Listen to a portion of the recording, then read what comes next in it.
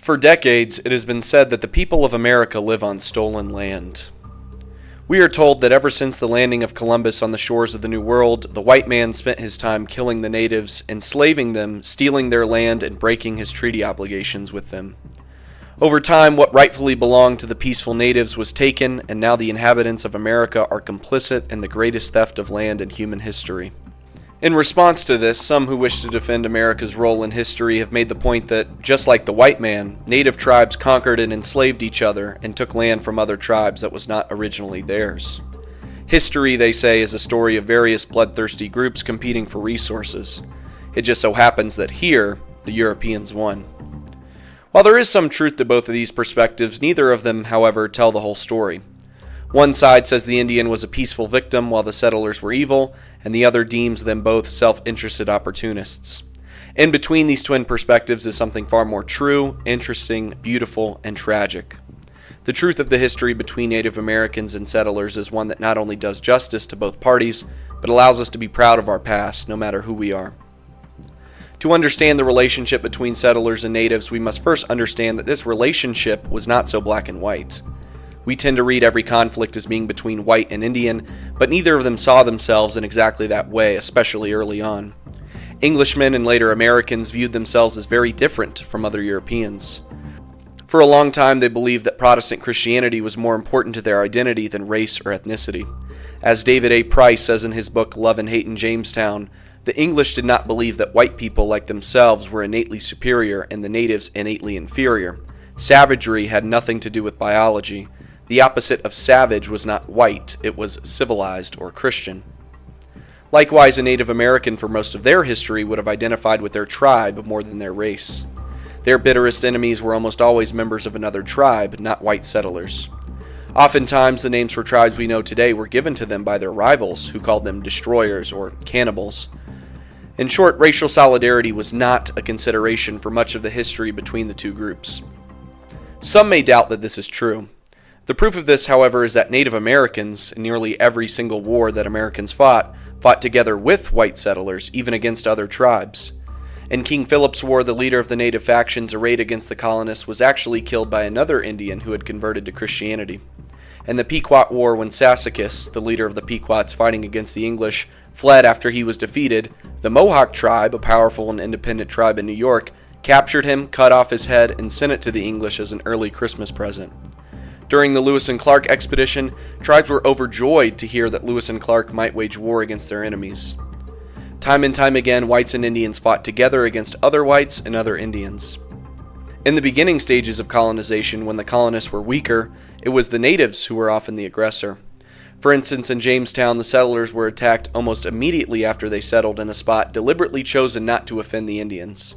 The attack was even more devastating because, believing the natives were peaceful and friendly to them, the English had kept many of their guns locked up so as to not end up causing offense.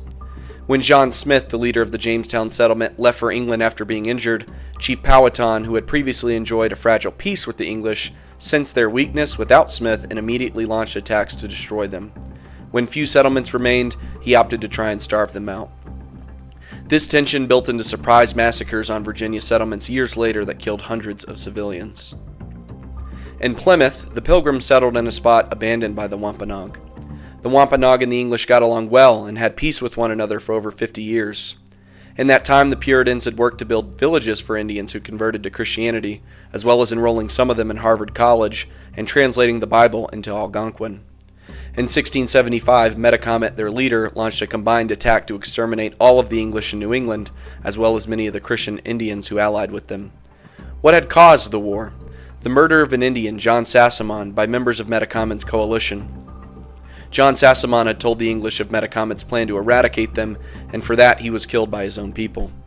The English, together with an auxiliary jury of Indians, convicted the suspected murderers and executed them, prompting Metacomet, also known as King Philip, to begin his war. Hostility from the natives on such a scale caused a shift in the thinking of many of the colonists. Whereas before, a people like the Puritans believed the natives to be potential converts and members of their city upon a hill, they now viewed them as being opposed to civilization and Christianity itself. As time went on, and as more natives resisted the rapid expansion of English settlements into their hunting lands, or complicated their fur trade, More wars resulted, and both groups began to deeply resent the other throughout all of America. Still, some ask, why did the settlers not respect the hunting lands of the Indians? Isn't this just the same as stealing land? Some even question the right of the Europeans to come to the Western Hemisphere and disrupt native societies in the first place. While banning Europeans from the Western Hemisphere is obviously foolish, the other questions are worth answering. To get inside the mind of the settlers here, we must first appreciate what Indian society was like at the time. There were relatively few Indians in the eastern coastlands, and tribal lands were not just lands that they resided on. Small tribes laid claim communally to vast expanses of land, and oftentimes when a settler set up shop on a piece of property, they were unaware that a tribe laid claim to it. Still, much of the land that fell under the dominion of English colonists was purchased from the natives. The natives were often very eager to part with their lands that had run out of game to procure from the English goods that they could never have made themselves, such as knives, kettles, axes, and more. Even King Philip, who resented the rapid English expansion, sold them land after agreeing with the Plymouth governor himself not to sell any for 7 years. As John Adams remembered later on in his life, there is scarcely a litigation at law concerning a title to land that may not be traced to an Indian deed. But regardless of that fact, there is a more poignant and obvious reason why the English viewed their settlements as justified. In the words of John Adams, "Shall we say that a few handfuls of scattering tribes of savages have a right of dominion and property over a quarter of the globe capable of nourishing hundreds of millions of happy human beings? Why had not Europeans a right to come and hunt and fish with them? The Indian had a right to life, liberty, and property in common with all men. But will you infer from this that he had right of exclusive dominion and property over immense regions of uncultivated wilderness that he never saw, that he might have the exclusive privilege of hunting and fishing in them which he himself never expected or hoped to enjoy?" Over the following decades, and as America gained its independence, the nation was now truly a force to be reckoned with. It was no longer subject to the whims, attacks, or generosity of surrounding native tribes. After the end of the Revolutionary War, treaties were made with Indian tribes, punishing many for their support of the British during the war and raiding and slaughtering many in frontier towns. Still, there was concern from the federal government on protecting and integrating the Indians. Gordon Wood reports in his book Empire of Liberty that the Washington administration aimed to return to the colonial practice of purchasing the Indians' land instead of claiming it by right of conquest. At the same time, the administration sought to save the Indians in the West from the kind of extinction that seemed to have occurred with most Indians in the East. Washington himself said that there was nothing to be obtained by an Indian war but the soil they live on, and this can be had by purchase at less expense. How then did they seek to save them from this extinction? In short, to get them to put down the bow and arrow and take up the shovel and the axe instead. The federal government wanted the various Indian tribes to relinquish their claims to tens of thousands of acres of land which supported a relatively small number of people and take up sedentary agriculture which could sustain far more lives on a per acre basis. As Thomas Jefferson said to a tribal delegation in 1809, "We wish you to live in peace, to increase in numbers, to learn to labor as we do, and furnish food for your ever-increasing numbers when the game shall have left you. We wish to see you possessed of property and protecting it by regular laws. In time you will be as we are, you will become one people with us. Your blood will mix with ours and will spread with ours over this great land." Some think that this was a titanic ask, and indeed it was, but there were success stories of those who followed Jefferson's advice. The Brothertown Indians, a Native American tribe formed in the late 18th century from communities descended from various New England tribes, is an example of that success. In 1839, they were the first tribe of Native Americans in the United States to accept United States citizenship and allotment of their communal land to individual households, in order to prevent another removal further west. On March 3, 1839, Congress passed an act granting the Brothertown Indians U.S. citizenship, making them the first Indians to acquire it formally. Members of their tribe went on to serve in American governments. William Fowler served in the Territorial Legislative Assembly of the Wisconsin Territory, and two others, Alonzo Dick and William H. Dick, served in the Wisconsin State Assembly, the first non-whites to do so. The descendants of the Brothertown Indians live there to this very day. All of this goes to show that yes, while the settlers viewed the situation as join our civilization or get out of our way, there was no innate desire to genocide native peoples simply because of their race. Rather, the mission of Manifest Destiny as they viewed it was for free and republican governance across America against the empires of Europe. Native peoples could join that mission, but they could not try to thwart it with force. Some may ask, why should the natives have to join or tolerate that mission at all? Why can't they be allowed to do what they want? And while one can understand not wanting to change their way of life, we all recognize that humanity's needs triumph over the particular interests of small groups of people. This situation is similar to a man who owns a home that happens to be in the middle of a highway that serves hundreds of thousands. Should everyone have to drive around his home every single day? Or does it make sense that this person ought to see the writing on the wall and move his home somewhere there won't be cars rushing by? Many American citizens, however, did not care to wait and see if every tribe would adopt the customs and practices of the United States. Despite efforts from the Washington administration and others to forcibly remove settlers squatting on Indian lands, an overwhelming tide of settlers went west to establish their own homesteads. This was the source of virtually every Indian conflict and war. Settlers would move in on grounds that the Indian tribes considered their traditional hunting grounds. They would raid the settlement, the settlers would retaliate, and it would eventually escalate into a full-blown war. The government of the United States, desperate not to have any conflict on its borders, would come in and negotiate with the native tribes to either give up their communal lands and become farmers or recognize the inevitable and remove further west. If they did not, then the federal government would restore order and protect its citizens. Another complicating aspect was that European powers supported Indians to contain and prevent American expansion. The British, for instance, would often give Indian tribes firearms and supplies in order to raid frontier settlements. They also influenced tribal leaders to reject American peace offers and encourage wars. In his dissertation, Michael Leip reports the story of Alexander McKee, a British colonel described by U.S. officials as the principal stimulator of the war between the United States and the savages. McKee, says Leip, was the actual administrator of Britain's Indian policy. McKee advocated for native antagonism with the U.S. in the hope that the Northwest Confederacy would serve as a buffer between the United States and the Northwest lands that the British desired, and to keep the natives occupied and unable to wage war against the British themselves. Several times throughout the conflict, McKee arranged for the shipment of arms, munitions, and supplies to the native forces from British forts and Canada. McKee was more than merely a supplier of goods, he had a personal role in the conflict. For example, when moderates within the Confederacy proposed a compromise boundary with America, McKee personally urged the assemblage not to give up the Ohio River boundary. McKee even went so far as to sabotage the peace efforts made by the United States, such as when he openly accused Hendrik Appamut, a Mohican native who had agreed to negotiate on behalf of U.S. interests, of being a U.S. spy, and discredited him among his peers. Countless founding fathers and American leaders mention this interference from foreign nations as a major reason for dozens of Indian wars that occurred in the 1700s and 1800s. This is also a reason why Americans viewed it as critical that they could expand and therefore not be hemmed in by European powers who sought to destroy the Republic.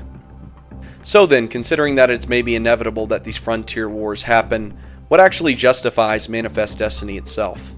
Maybe it's to be expected that these conflicts would happen, and maybe the American nation had some legitimate attempts to assimilate rather than exterminate the native peoples, but to what extent can we say that deliberate westward expansion had something redeemable about it?